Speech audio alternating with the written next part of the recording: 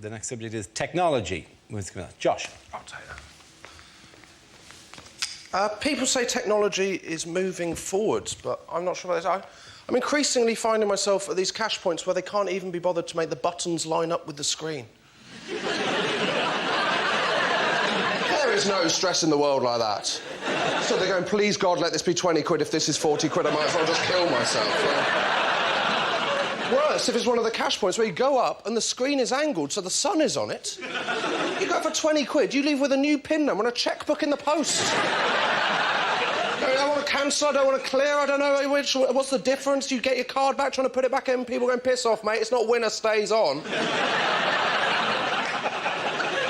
I'm already stressed as well when I'm at a cash point, because I've already had to stand there for 10 seconds, unable to put my card in, because it's still thanking the guy that's already pissed off. Who is hanging around for that? Now I've got my card, I've got my cash, hold on, guys. It's been an absolute bloody pleasure doing business with you. Thank you. Thank you very much, Josh. Well done. The first subject is holidays. Who wants to come in on that? Josh. Not very good holidays, as it turns out. I bought a tent to go camping recently. I don't know if I've not done this before. I bought a 2-room tent. And then you get it home, and it turns out the 2 rooms they give you from your house are the bedroom and the porch. I'll show you, if I was going to take 2 rooms from my house on holiday with me, very low on the list would be the porch. I would choose the bedroom and the bathroom. So not camping, never have I woken up at 4 a.m. and thought, I need to get to a porch. If I don't get to a porch, there is going to be an accident. If there was no porch on your tent, you wouldn't have an issue. You wouldn't get your tent out and go, oh, my God, no porch. Or where am I going to put my hat stand? I've got yellow pages and 84 pieces of junk mail. I need a porch on these things. I never went on good holidays when I was a child. My dad was one of those people that was afraid of flying. He'd go, it's not natural, is it? Because if we were going to fly, we'd have wings. It's for birds, it's not for humans. But that's a terrible argument, isn't it? Because that's what technology is for. Helping you do things you couldn't do otherwise. If you give him a bottle of wine, he doesn't go, well, I'm not opening that because I don't have a curly finger. The first subject is catering. Anyone's given that? Josh. My favourite place to eat is the breakfast buffet in a hotel. Because at a breakfast buffet, I will eat absolutely everything. That's the rule, isn't it? At home, I will have cereal or toast for breakfast. At a breakfast buffet, I am having cereal and toast as my starter. In combinations you would never consider at home. Coming back and what have I got? Well, 8 hash browns, topped with some Dutch cheese, actually. I have 4 pain au chocolat, 6 croissants, some segments of a fruit I've never heard of, and 12 of the smallest orange juices you have ever seen in your life. I eat so much at breakfast buffet, I'm so tired, I have to go back to bed. And then sleep through to my next breakfast buffet. I'll be mixing the cereals, going crunchy nut cornflakes with shreddies. Who do I think I am, Heston Blumenthal? You've got to do it, don't you? It's like when you're in Nando's, they give you the plastic glass to pour your own drink. I think, well, I'll be an idiot not to make myself a spranter in this situation, wouldn't I? What am I having? Having a Sproker Fola, actually, yeah, all of it. What did it taste like? Utter shit, absolutely terrible. And the first subject is identity. Who wants to come in with that? Josh. I had to sign for a parcel recently. That's got a lot more difficult, hasn't it? It used to be simple, didn't it, when you get a pen and a piece of card. Now you're given this kind of digital screen and plastic stick. And all you can do is some kind of zigzag up and down line. There's no relation to any signature that has ever existed ever. Is that your signature? No.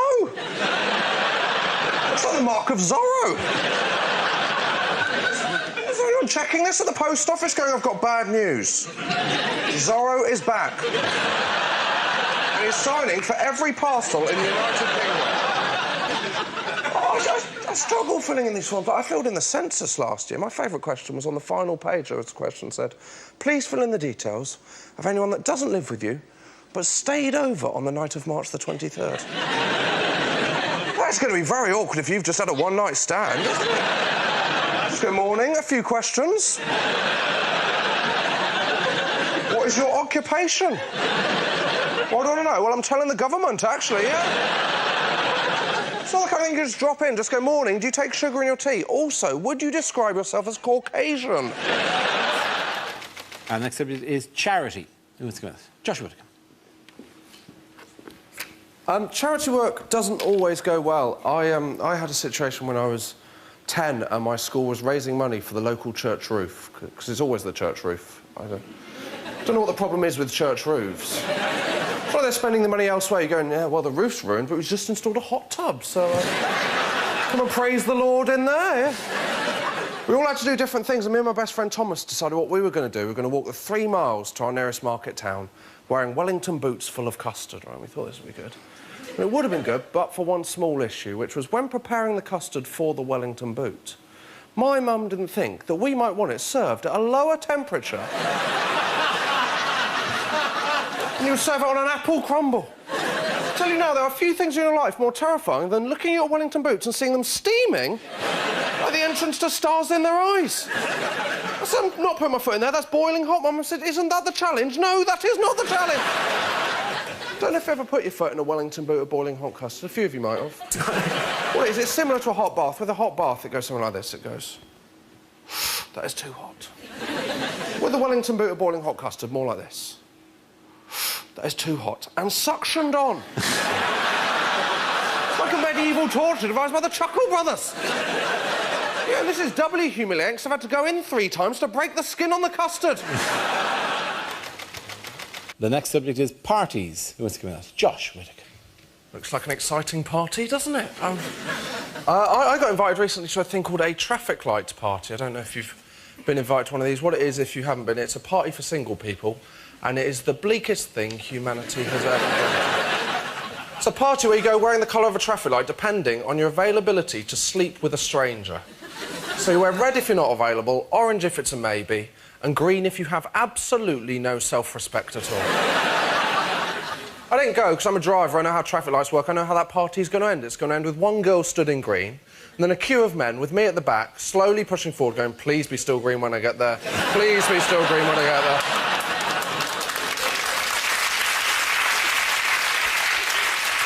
Also, I'm a driver, I've driven with people. When they see orange, they'll just go, well, that's essentially green if I go out fast enough, isn't it?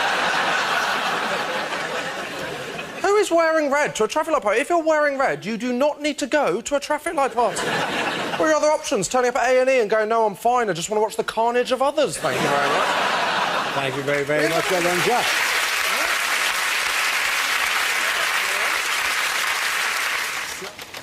The topic is the home. Josh Widdicombe. My flatmate is kind of filling our kitchen full of all the kind of pointless things my mum has in her home now. I don't know if you've got... We've just got this tea bag saucer, the saucer for tea bags. It's a very useful item. If you haven't got it, what it is, it's a saucer that you keep halfway between your kettle and your bin. And it's basically for when you make a cup of tea and then you get the tea bag, look across at the bin and go... I mean, that's a journey, isn't it? I mean, that's 3 or 4 yards. I mean, I need a stop-off. That's like driving to Leeds. I could drive timeless. Then you walk halfway, put your tea bag down, go back, pick up your cup of tea and walk past the bin and out the kitchen. All we've done is create a kind of tea bag death row. That's all we've done. We've got our tea bag sauce on our breakfast bar. If you haven't got a breakfast bar, what it is, it's an extra yard of sideboard. And it's for eating your breakfast. It's when you wake up in the morning, you want to eat your breakfast, but you think, bloody hell, it's too early for a table, isn't it? I mean, I can't handle one of them until lunchtime. I mean, what I want is something slightly higher and less comfortable. That's what I'm looking for here. There's one thing I don't want to eat at 8 a.m. It's a bar. That is the reason I feel so shit in the first place. First topic is childhood. Who wants to come in on that? Josh. I grew up in a small village in Devon, which was as fun as it sounds. Very little happened. To give you an idea, the most exciting thing that happened in my village was when I was 7, for a brief period, there was a bull in a field. And I was terrified of this bull. I used to walk past my dad and go, oh, don't worry about that. He's more scared of you than you are of him. And I used to think, no, he isn't, mate. Bonfire night was the worst, though, because the build-up to bonfire night was just warnings about the way it was going to go wrong. They go, oh, bonfire night's coming up. You're either going to get burnt with a sparkler or hit with a firework. My favourite was on Blue Peter every year. They'd have the same warning that applied to no one in Britain every year. They go, oh, bonfire night's coming up, and if you do own a pet tortoise... Well, and they go, if you do own a pet tortoise and it's hibernating in a box, do be careful to not absent-mindedly throw that box onto the fire. I don't know how unlikely that scenario is.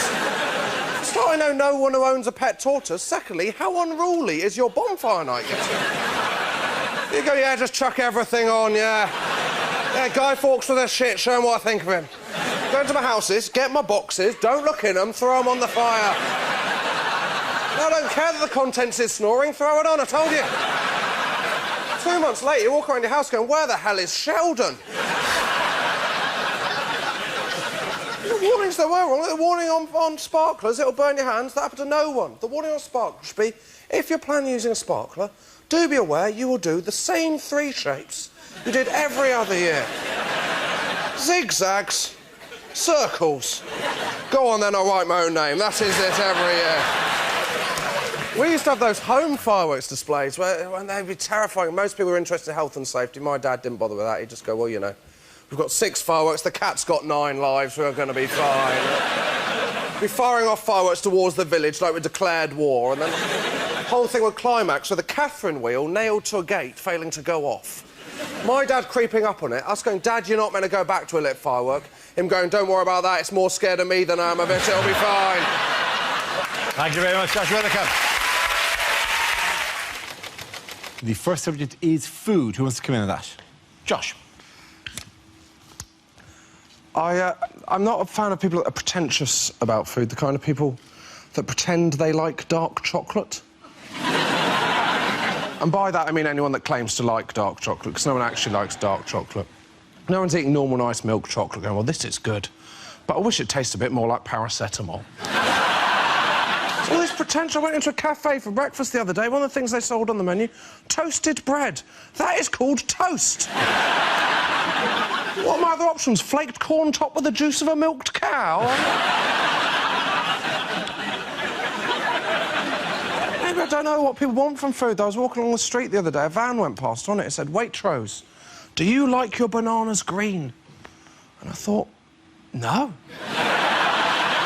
No, I'm not a huge fan of diarrhoea, no. I don't like my bananas green for the same reason I don't like my chicken Kiev's dangerously underdone. But now you go into Waitrose, all they have got is green bananas. You go, am I the only person that's ever bought a banana because they want to eat the banana? Someone else go, oh, I think I'll fancy a banana in about 7 days. Better go out and buy one now. Can you come out tonight, Steve? No, I've checked my diary, I'm eating a banana. And all they do is sell them in bunches, so basically what I've got is no bananas for 7 days, followed instantly by far too many bananas all at the same time. The first subject is weather. Who wants to come in on that? Josh. My parents live in Devon, where they had these storms earlier this year. I got a very strange text off my mum just before the storms. Just said, Josh, just so you know, the storms are on their way, so I've put the wheelie bin in the shed. Not sure what I'm meant to do with this information. I wasn't going, oh, thank God for that, I've been worrying. That's not what you do before a storm. Go, should we get the kids inside? No, no, no, get the wheelie bin in the shed, mate. Take another month to order one of them from the council. I'm watching the news going, terrible storms hit Britain, 14 wheelie bins are missing. I mean, I couldn't care less. I live 250 miles away. How strong are these storms that I need to watch out for the bin? The people I feel sorry for during the storms are the on-the-spot reporters. They are people that know their bosses do not value them at all, They are people who've got to work and their boss has gone, have you heard there's a terrible storm on the way? Do you think I should go home? Better than that, mate. I'm sending you down to the edge of the sea. Where you're going to interview a man whose umbrella is inside out. People I don't like are the people that complain during the storms. People complain their flights were cancelled. I wouldn't complain if my flight was cancelled during the storms. I'd complain if I got to the airport and my flight was the only one that wasn't cancelled. If you got to the airport and they went, EasyJet, flight E4597 is going to have a go for it. And it's crime. Away you go. So, I, had my cheese grater stolen.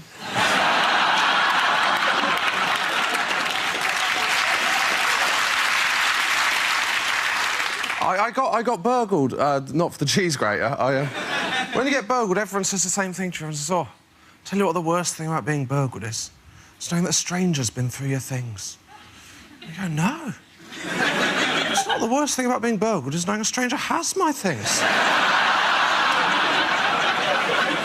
If they had just been browsing, I wouldn't have given a shit.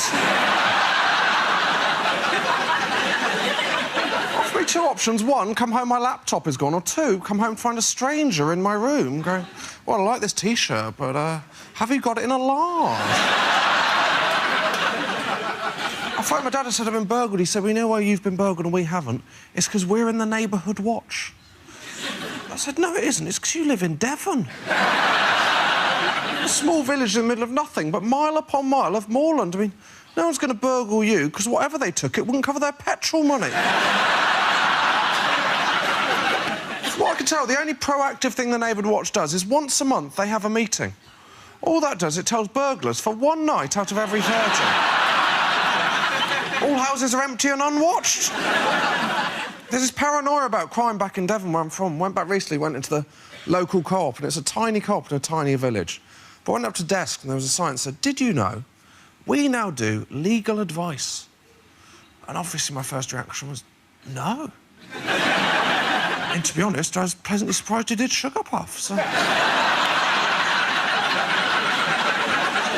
Why is the co-op now doing legal advice? Just too many people coming in going, I'll have 10 silk cut, a Viennetta, and I've killed a man. The first subject is technology. Who wants to come in that? Josh. I don't want to brag, but I've got a new debit card, so...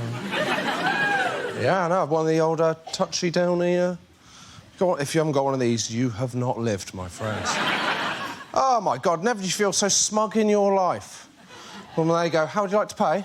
Just have, mate, see you later. What am I off? The future.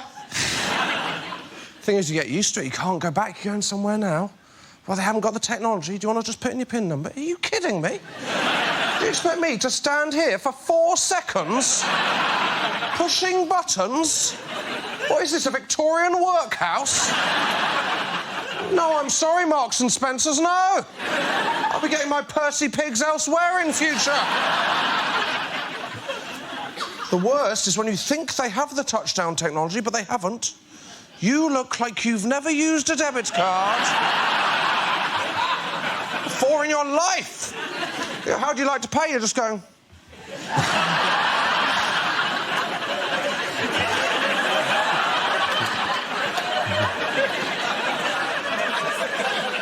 Are you having a breakdown? I don't like it when they've got the terminal and they have to ask for your permission. Do you mind if I just... Yeah, couldn't give a shit, mate. Just... What? Yeah, just in case he goes, do you mind if I just... Yeah, £4,000 unlucky, my friend. Enjoy your Sprite. It's the opposite of the other one I don't like, which is when the waiter makes too much of not looking at your PIN number. Hey, if you'd just like to put in your PIN number. Well, I wasn't suspicious of you until now. Thank you very much.